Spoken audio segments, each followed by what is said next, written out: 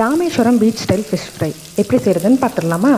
ஒரு ஜாரில் இஞ்சி, பூண்டு, சின்ன வெங்காயம், பெப்பர், கல்லுப்பு எல்லாத்தையும் சேர்த்து நல்லா அரைச்சிக்கலாம்.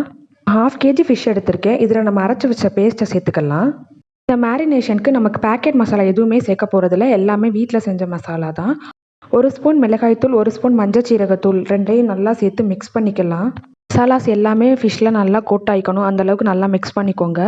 மிக்ஸ் பண்ணி வச்சுருக்க மசாலாவை இப்போ நம்ம 1/2 அன் ஹவருக்கு மேரினேட் பண்ண விட்டுக்கலாம். ட்ரெடிஷ்னல் தோசைக்கல்லில் 4 ஸ்பூன் எண்ணெய் விட்டுக்கலாம். நான்ஸ்டிக் கல் யூஸ் பண்ணக்கூடாது. இதில் ஃபிஷ்ஷை இப்போ 1/2 அன் ஹவருக்கு மேரினேட் பண்ணி வச்சாச்சா, அதை எடுத்து இப்போ ஒன்று ஒன்றா சேர்த்துக்கலாம். பிகினர்ஸ்க்கான ஒரு சின்ன டிப், நீங்கள் ஃபிஷ்ஷை திருப்பி போடுறதுக்கு கரண்டி யூஸ் பண்ண வேணாம், கத்தி யூஸ் பண்ணி திருப்பிக்கோங்க. அப்போ தான் மீன் உடையாமல் இருக்கும். நான் சொன்ன ப்ரொசீஜரை நீங்கள் கரெக்டாக ஃபாலோ பண்ணாலே கார்ன்ஃப்ளவர் யூஸ் பண்ணாமே நம்மளோட தோசைக்கல்லில் மீன் ஒட்டாமல் வரும். 3 மினிட்ஸ்லேயே ஃபிஷ் நல்லா வந்துடும். இப்போது அதே கத்தியை யூஸ் பண்ணியே ஒவ்வொன்றா பொறுமையாக தோசைக்கல்லில் இருந்து பிளேட்டுக்கு மாற்றுங்க.